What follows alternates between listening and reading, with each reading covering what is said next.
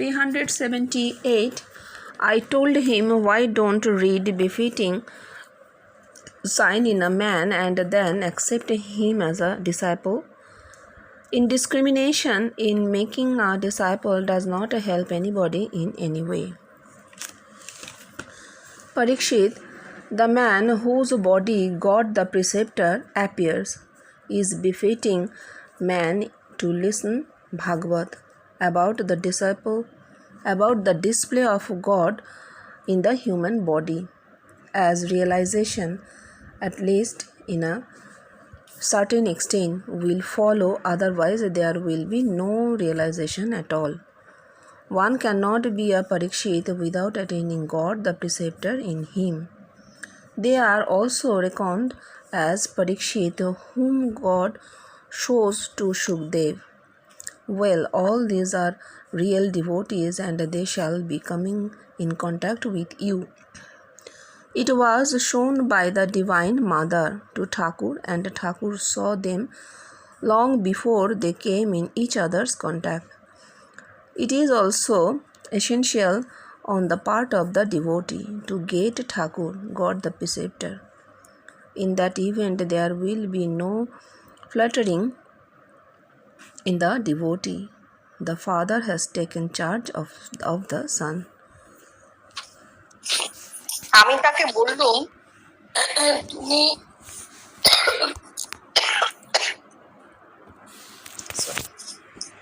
বললুম, তুমি লক্ষণ দেখে শিষ্য করো না কেন? হ্যাঁ, এই কথাটা ঠাকুর কেশব সেনকে বলেছিলেন। তুমি লক্ষণ দেখে শিষ্য করো না কেন? কেননা যাকে তাকে শিষ্য করলে কোনো কাজ নেই, যাকে তাকে শিষ্য করলেই হয় না। এই কথাটা ঠাকুর বলেছিলেন।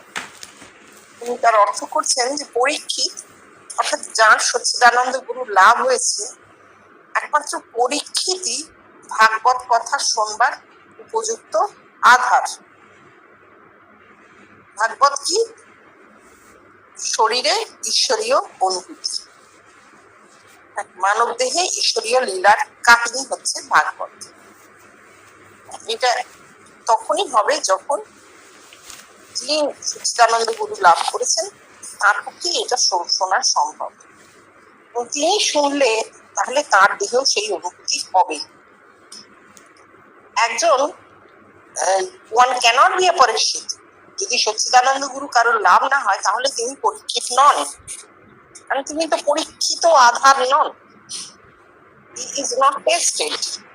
ঠিক আছে, তাহলে কি they are also reckoned as Parikshit whom God shows to Shukdeva.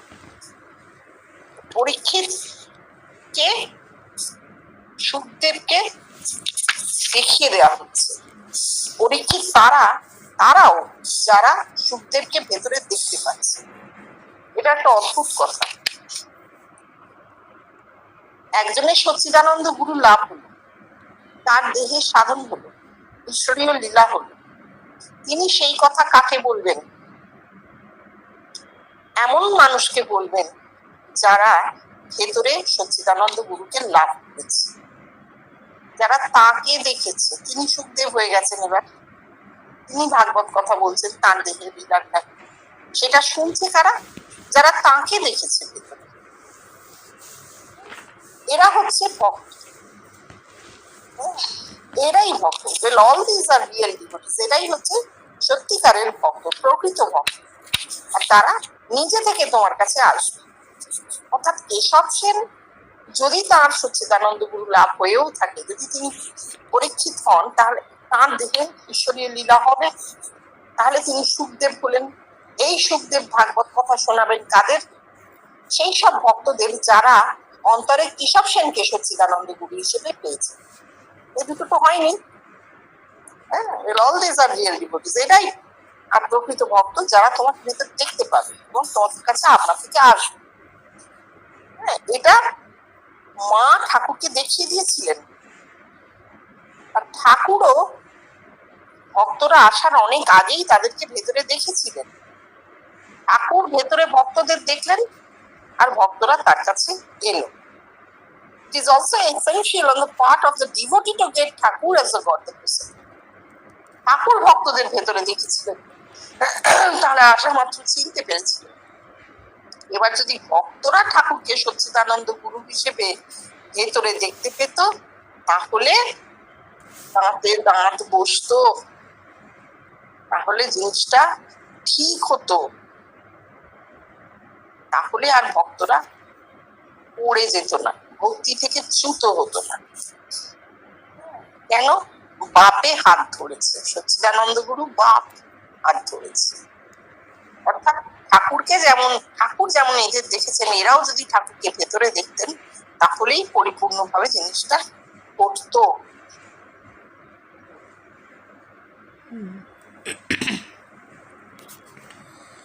379 Keshav Chandra Sen, leader of the Brahma Samaj in India, acknowledged the Divine Mother Kali, primal force.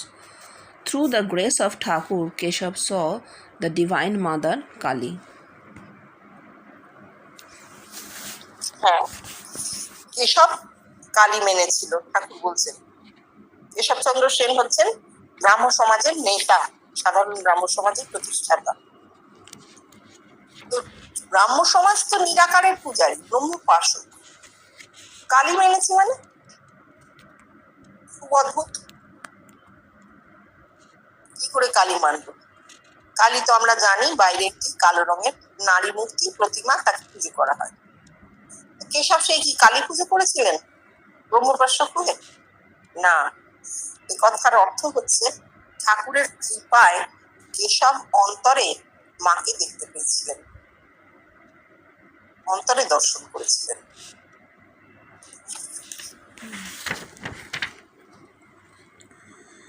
380 Bhagavat, devotee and God, the trio, they are same and one.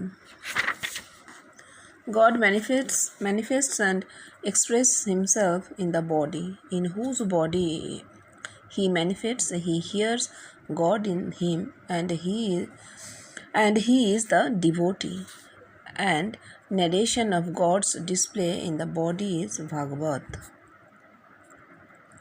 হ্যাঁ, হচ্ছে ভাগবত, ভক্ত, ভগবান তিনি এক, they are same and one, তিনি এক।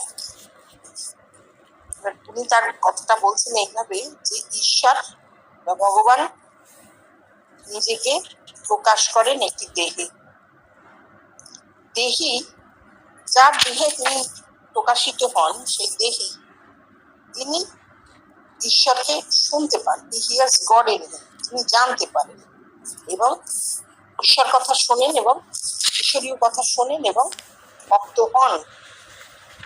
is the devotee, তিনি ভক্ত হন। narration of God's display in the body is Bhagavad, দেহে ঈশ্বরীয় লীলার কাহিনী ভাগবত। তাহলে তিনটে আলাদা হলো না, একই হলো। একজন মানুষ, তার মধ্যে ঈশ্বর প্রকাশিত হলেন, ভগবান প্রকাশিত হলেন, তাহলে দেহি ভগবানেই পরিবর্তিত হয়েছে, তো দেহি তো তাহলে ভগবান হচ্ছে, দেহে তিনি প্রকাশ হচ্ছে। দেহি শুনতে পান, তার কথা শুনতে পান, তাহলে ভগবান আর ভক্ত, এ শুনে তিনি ভক্ত হলেন। তাহলে ভগবান আর ভক্ত এক হয়ে গেলেন, একটি মাত্র দেহেই ঘটনাগুলো ঘটছে। এবং তার যে সমস্ত অনুভূতি, সেই অনুভূতি, ধারাবাহিক অনুভূতির কথাই হচ্ছে ভাগবত। দেহেতে ভগবানের লীলা কাহিনী হচ্ছে ভাগবত। তাহলে সে একই হলো, তিনটেই জিনিসই একসঙ্গে দিলে যুগপৎ।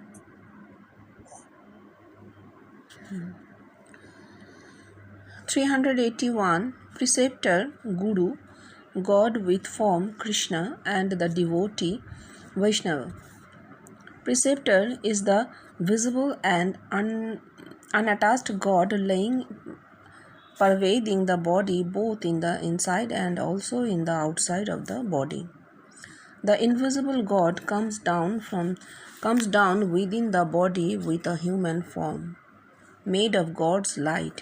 It is Krishna or Jesus or God the Preceptor. He who bears this God with the form is a devotee. The man who is blessed with God the preceptor gets realizations both in ascent and descent. Of course, there is a variation in the degree of realization. In a big receptacle, the manifestation is in full degree, and in a small one, it yields but a test only.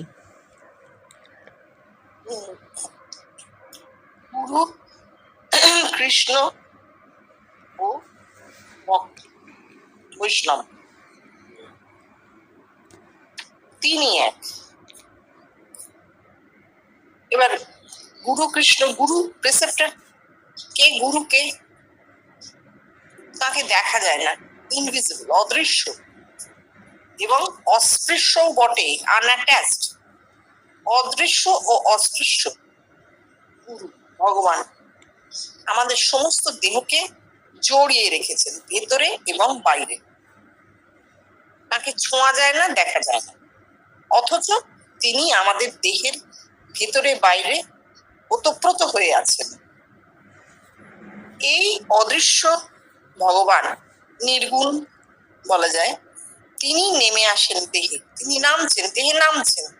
নামা কথাটার মানে কি? নামছেন মানে এবার দেখা যাবে, দেখা যাচ্ছিল না, এবার দেখা যাবে। কিসে? একটি মানুষের জ্যোতির্ময় ঈশ্বরীয় জ্যোতিতে তৈরি একটি মানুষের রূপ দেখতে পাওয়া যাবে। একে বলা হচ্ছে সচ্চিদানন্দ গুরু। ইনি কৃষ্ণ বা যিশু এরকম কেউ হতে পারেন। সচ্চিদানন্দ গুরু। He who bears this God with form is a devotee. যার দেহে এই জ্যোতির্ময় রূপে ঈশ্বরের প্রকাশ ঘটলো, তিনি ভগবানকে দেখলেন জ্যোতির্ময় রূপে, সাকার কিন্তু তিনি হচ্ছেন ভক্ত। সাকারে দেখলে তবেই ভক্ত, কারণ দেহটি আলাদা হয়ে যাচ্ছে, তার একটি দেহ আর ভেতরে আরেকটি দেহ সে দেখছে। The man who is blessed with God the preceptor gets realization both in ascent and descent.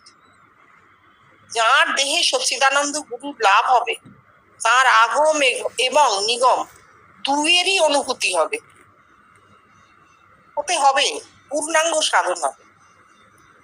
হতে পারে সাধনের তারতম্য হতে পারে, মাত্রার তারতম্য হতে পারে অনুভূতিতে, কিন্তু এটা হতে হবে। বড় আধারে সম্পূর্ণ সাধন হবে, আর ছোট আধারে কিছু আস্বাদ দিয়ে যাবে। যেমন কেশব সেন সচ্চিদানন্দ গুরু হিসেবে ঠাকুরকে পেলেন, কালী দর্শন হলো, ছোট আধারে এইটুকু, ব্যাস শেষ হয়ে গেল। বড় আধার হলে আরো বহু অনুভূতি হতো।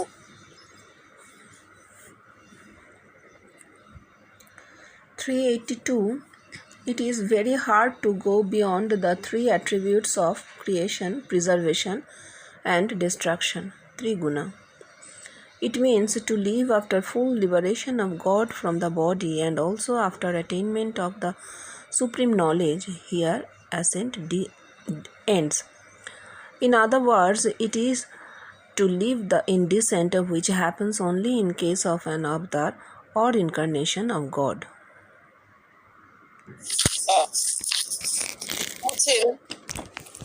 যে সৃষ্টি স্থিতি লয়, এই তিন গুণের অতীতে যাওয়া খুব শক্ত। ত্রিগুণাতীত হওয়া শক্ত, কঠিন। ঠাকুরের কথায় ত্রিগুণাতীত হওয়া কঠিন। বলছেন it means to live after full liberation of god from the body. অর্থাৎ দেহ থেকে পূর্ণভাবে আত্মা সংকলিত হলে তবেই ব্রহ্মজ্ঞান, তবেই ত্রিগুণাতীত হওয়া যায়। দেহে থেকে দেহাতীত, গুণ তো দেহের ব্যবহারিক লক্ষণ। দেহে থেকে দেহাতীত হওয়া তখনই যায় যখন মানুষটি ব্রহ্মবিদ হন, বা অন্যভাবে বলতে গেলে নিগমে এটা হয়। এ শুধু নিগমে হয়। অবতার যিনি ঈশ্বরের প্রতিভু, একমাত্র তাঁরই হয়, অবতারেরই হয় দেহে থেকে দেহাতীত হওয়া। এটা বেষ্টিতে হলো, যদিও রিলিজিয়ান অ্যান্ড রিয়েলাইজেশন, তা সত্ত্বেও আমাদের বিশ্বব্যাপী তো একটু বলে দিতে হবে এখানে, যে যদিও এটা অবতারের ফল, উনি বলছেন যে দেহে থেকে দেহাতীত হওয়া, ত্রিগুণাতীত হওয়া। আমরা কি জানি ত্রিগুণাতীত হওয়ার মানে? সত্য রজতম 3 গুণের অতীত। বাবা দেখছেন, ঠাকুর দাদা দেখছেন, ছেলে দেখছেন, 3টি প্রজন্ম ধরে পিতামহ মৃত্যুর দিকে যাচ্ছেন তমগুণ, বাবা কাজ করছেন রজগুণ, শিশু সত্যগুণ। সত্য রজতম 3 রকম গুণের দেহেই দেখা চলছে। ঈশ্বর দর্শন আটকাচ্ছে না, ব্রহ্মত্ব লাভ আটকাচ্ছে না। অর্থাৎ ব্যবহারিক, দেহের ব্যবহারিক গুণে ব্রহ্মত্ব আটকায় না। একে বলে ত্রিগুণাতীত। যেহেতু একটি মানুষের রূপই এদের সকলের দেহে ফুটেছে, যদি তুমি দেহের আলাদা গুণও ধরো, তমগুণী একটু ক্রোধ প্রবল হয়, কাম ক্রোধ লোভ প্রবল হয়, রজগুণী খুব কর্মে আবদ্ধ হয়, সত্যগুণী ঈশ্বরের পথে যেতে চায়, যদি আমরা এভাবেও ধরি, তাহলেও আমরা দেখবো জীবন কৃষ্ণের সময় সব রকম মানুষ তাকে দেখেছেন। এইটা প্রমাণ করে যে তার রূপটা ত্রিগুণাতীত, গুণে তিনি আবদ্ধ নন। যিনি দেখছেন তিনিও সেই মুহূর্তে কিন্তু গুণাতীত হয়ে যাচ্ছেন। তার দেহের গুণ তাকে ব্রহ্মত্ব থেকে আটকাতে পারছে না। ঠিক আছে। 383. Without attaining God in the body, this condition does not come. God or Atma, as shown by God the Preceptor in the 7th plane, is to be seen and attained. Then and then alone a man can go beyond the 3 attributes and get merged in the first cause. বলছেন দেহে ঈশ্বরীয় প্রকাশ না ঘটলে এসব অবস্থা হয় না। হ্যাঁ, ওটা তো একদম প্রাইমারি কন্ডিশন, তাই না? যে সচ্চিদানন্দ গুরু আত্মার সাক্ষাৎকার করিয়ে দেবেন, সপ্তম ভূমিতে আত্মার সাক্ষাৎকার করিয়ে দেবেন, দেহি সেটি দেখবেন, এবং তখনই তিনি এই 3টি গুণের অতীত হতে পারবেন। কখন? যখন তার কারণ শরীর আত্মায় পরিণত হয়েছে এবং তিনি মহাকারণে যেতে পারছেন, তখনই তার মধ্যে দিয়ে এই অবস্থাটা হবে এবং সেটা জগতে ফুটবে। কেউ মহাকারণে গিয়েছে না, আমরা জানবো কি করে? তার তো দেহ চলে যাবে, অমুক হবে, তসুক হবে না। যিনি মহাকারণে গিয়েছেন তিনি ব্রহ্ম, কারণের কারণ। এই তুই দেখছিস তোর কারণ, তুই দেখছিস তোর কারণ, এই সবার কারণ, কারণের কারণ নিজের দিকে আঙুল দেখিয়ে বলছেন মহাকারণ। তিনি মহাকারণে যাবেন তার প্রমাণ জগতের মানুষ দেবে, তাকে ভেতরে দর্শন। ঠিক আছে, পড়ো।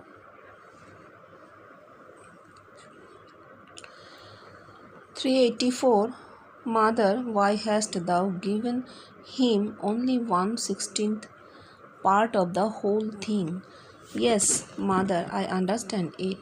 1/16th part will serve your purpose and that will enable him to teach the people. God within Thakur got himself expressed in the form of one of his devotees in Thakur's body. In that state, Thakur saw that 1/16th part, ek kola, of the cover of the cerebrum or the 7th plane in the body of the disciple got withdrawn and God expressed himself thereon. So, he was saying in his way to Divine Mother. At the time while Thakur was talking with the Divine Mother, there were 2 of his devotees in the room. One was Reverend Brahmananda Swami or Rakhal Maharaj, and the second one was Sri M or Mahendra Nath Gupta, the author of the Gospel of Sri Ramakrishna. To all intent and purpose, it transpires that it was spoken of Sri M, as it is self-evident that his Gospel of Sri Ramakrishna is a perpetual teacher to the human race. হ্যাঁ, এইটা তো একদম পরিষ্কার আমাদের কাছে। ঠাকুর বলছেন, মা ওকে এক কলা দিলি কেন? মানে 16 কলার এক কলা। আচ্ছা মা, আমি বুঝেছি, ওই এক কলাতেই তোর কাজ হবে। কি কাজ? লোক শিক্ষে হবে।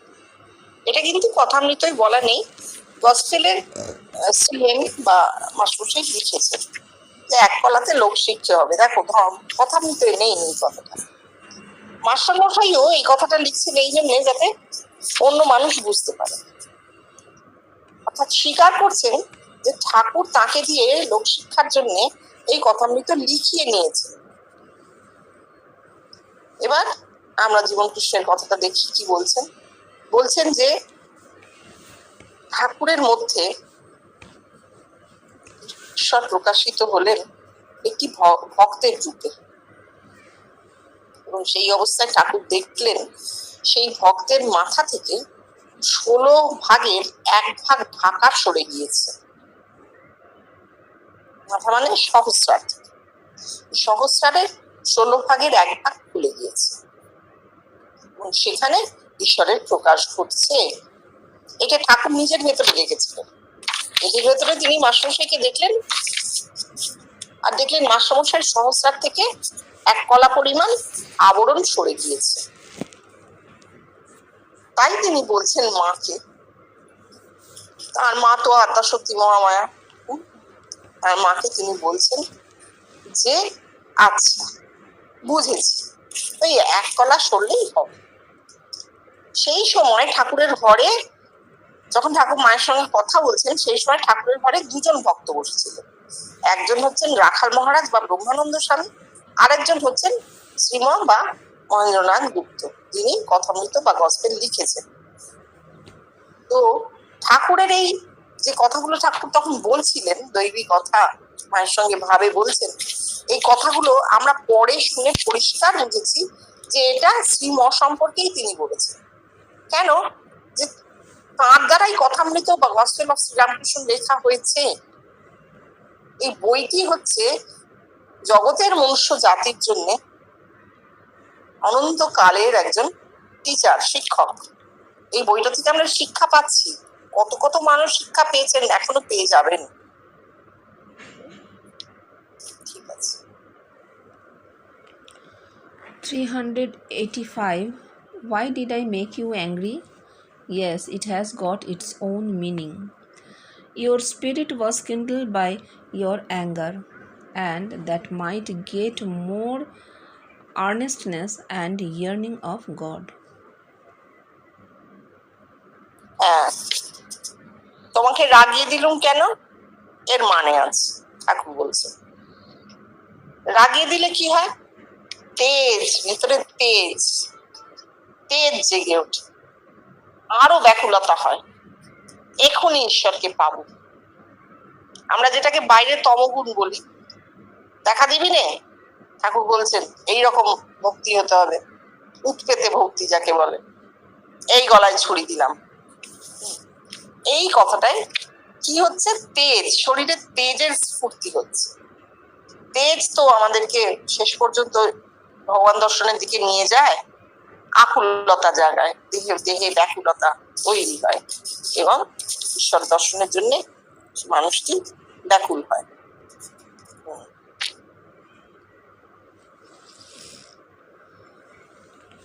386. I have found Sri Pratap Chandra Hazra for some times lived in the temple of Dakshineshwar, and it was Thakur who gave him shelter there, but he was an oppositionist to Thakur.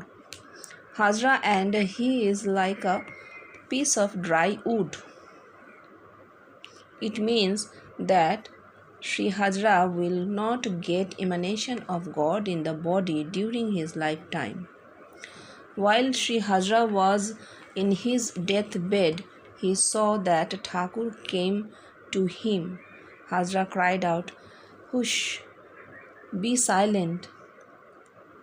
Paramahansa Mahashaya Thakur is come and he expired. বলছেন আমি হাজরাকে যেন শুকনো কাঠ দেখেছিলাম। এই কথাটার একটা মানে আছে। কথাটার মানে হচ্ছে ঠাকুর বাইরে তো হাজরাকে দেখেছেন, সেটা নয়, অন্তর্দর্শন, অন্তরে ভক্তদের তিনি দেখেছিলেন তো। হাজরাকে দেখেছিলেন শুকনো কাঠ, ভেতরে দেখেছেন হাজরাকে শুকনো কাঠ। হাজরাকে পুরো নাম হচ্ছে প্রতাপচন্দ্র হাজরা। কিছুদিন ইনি দক্ষিণেশ্বরে ছিলেন, খুব বেশি দিন নয় কিন্তু, ওই 3-4 বছরই। হ্যাঁ, শেষের সময়টাতেই ছিলেন। এবং তিনি এসেছিলেন যেন ঠাকুরের সেই জটিলা কুটিলার মতো অপোজিশনিস্ট, বিরুদ্ধবাদী একজন মানুষ। ঠাকুরের বিরুদ্ধে তিনি অবস্থান করতেন। ঠাকুর তাকে দেখেছিলেন আগে শুকনো কাঠের মতো।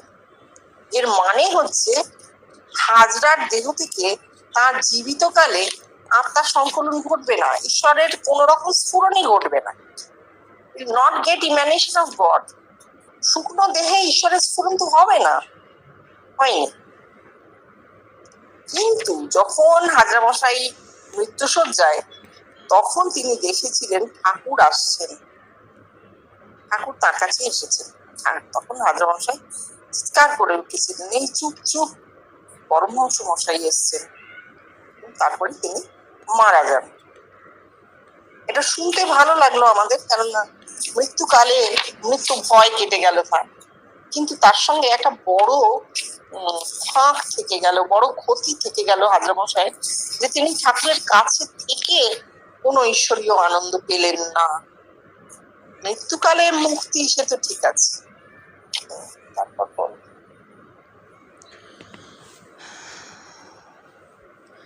387. The display of a god is enlivened by the oppositionists such as Jotila and Kutila. It is the oppositionists who draw out more beauty and charm of the thing as if by feigning a fire. Feigning a fire. বলছেন ঈশ্বরীয় প্রকাশ, ঈশ্বরের লীলা আরো বেশি প্রকাশিত হয় জটিলা কুটিলা থাকলে। জটিলা কুটিলা থাকলে ঈশ্বরীয় প্রকাশ বেশি হয়, ঈশ্বরের লীলা বেশি প্রকাশিত হয়। এটা ঠাকুরের কথা। এর কথার অর্থ উনি বলছেন যে যারা বিরুদ্ধবাদী তারাই কিন্তু এই যে ঈশ্বরের লীলার যে মজাটা, যে আনন্দটা, যে সৌন্দর্যটা, সেটা টেনে বার করে আনে। বিরুদ্ধবাদী না হলে কথা উঠবে না, আর আলোচনা হবে না। এই আলোচনায় কথার জন্যে তারা আসেন। এরাও দৈবী মানুষ, বেষ্টির কথা হচ্ছে তো, বেষ্টিতে চলছে কথা। অবতারের সামনে এই বিরুদ্ধবাদীরা এলে, আমরা দেখো আমরা সব অবতারের ক্ষেত্রে দেখতে পাচ্ছি বিরুদ্ধবাদীরা আসছেন, এবং এই বাদীদের জন্যেই তার মহিমা, ঈশ্বরের মহিমা আরো বেশি প্রকাশিত হচ্ছে সেই অবতারের মাধ্যমে।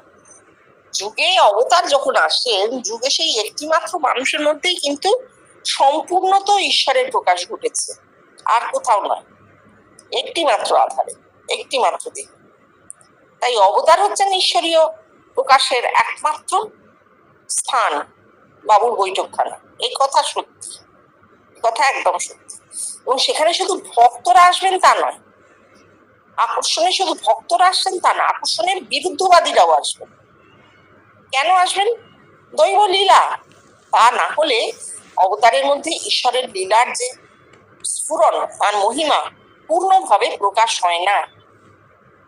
এই জন্য তারাও আসবেন। সবই ঈশ্বরের ইচ্ছা। ঠাকুর বলছেন না, গাছের পাতাটাও নড়ে ঈশ্বরের ইচ্ছে। আজকে হাজরামশাই ওখানে না থাকলে তার ওই সমস্ত কথার মাধ্যমে ঠাকুর যে আরো কত কথা বলেছেন, সেগুলো তো বলা হতো না, এই কথাগুলো তো আলোচনা হতো না, যুক্তি আসতো না। ভক্ত হচ্ছে ভাবের পথের পথিক। ভক্ত অবতারকে দেখে ভাবগ্রস্ত হয়, কিন্তু বিরুদ্ধবাদী তার মাথায় যুক্তি, সে কিন্তু ভাবের পথের পথিক না, সে যুক্তি দিয়ে বলবে। এই যুক্তি দিলেই অবতারের মধ্যে আরো স্ফুরণ ঘটবে, আরো বেশি রকমের ঈশ্বরের স্ফুরণ ঘটবে। সেই মহিমার জন্যই বিরুদ্ধবাদীদের আশা। ঠিক আছে, আজকে এই অবধি থাকুক।